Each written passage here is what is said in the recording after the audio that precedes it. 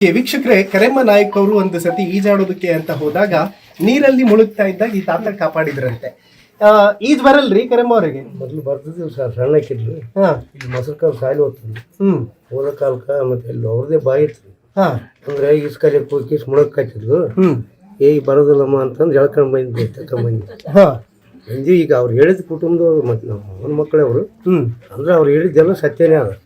ದೊಡ್ಡ ಕುಟುಂಬ ಅಲ್ಲ, ಕುಟುಂಬ. ಅವ್ರು ನಮ್ಮ ತಾತನವ್ರು ನೀವು ಚಲೋ ಮಾಡ್ಯಾರ. ಅಂದ್ರೆ ನಡುವ ಸ್ವಲ್ಪ ತಿಪ್ಪಲ್ ಆಗಿತ್ತು. ತಿಪ್ಪಲ್ ಆದ್ರೆ ಆಕಿನೇನು ತಿಪ್ಪಲ್ ಕಳಿಸಿಲ್ಲ, ಬರೀ ಓದ್ಯಾಳ. ಆ ಪುಣಾತ್ಮ ನೌಕರಿ ಆಯ್ತು. ಆಕೆ ಹಂಗೆ ಈಗ ಆಕೆ ಹೆಂಗೆ ಹೇಳಿಲ್ಲ ಅಷ್ಟೇ ನಡೆದದು. ಅವ್ರಿಗೆ ಅಣ್ಣವ್ರು ತಿಪ್ಪಲ್ ಬಿಟ್ಟಾರ ಈತ ದುಡ್ದಾನ, ಆತನ ದುಡ್ದಾನ, ಒಕ್ಕಲ್ತಾನ ಮಾಡ್ಯಾರ. ಬೇಸಾಯ ಮಾಡ್ಕೊಂಡ್ ಬಂದಾರ. ಆಕೆ ಏನು ದಿಕ್ಕಿಲ್ದಂಗೆ ಮಾಡ್ಯಾರ. ಅದೇನು ಮಾಡಿದ್ವಿ ಇದನ್ನ ಮಾಡ್ಕೊಂಡ್ ಬಂದಾರ. ಆಕಿನ ಒಳ್ಳೆ ರೀತಿಯಾಗ ನಡೆಯಕತ್ತಿಲ್ಲ. ಊರ್ ಮಂದಿಗೆ ಒಳ್ಳೇದ್ ಮಾಡ್ಯಾರ, ಎಲ್ಲ ಮಾಡ್ಯಾರ. ಈಗ ಕೈಲಾದಷ್ಟು ಈಗ ರೋಡ್ ಸಿಸಿ ರೋಡ್ಗಳು ಕೊಟ್ಟಾಳ, ದೊಡ್ಡ ಶಾಲಿನ ಆಗ್ಯದ. ಆಕಿನ ಮತ್ತೆ ಅಲ್ಲಿ ಇದಾಗ್ಯದ, ಬಸ್ ಸ್ಟ್ಯಾಂಡ್ ಆಗ್ಯದ, ಮತ್ತೆ ಶೌಚಾಲಯ ಆಗ್ಯದ.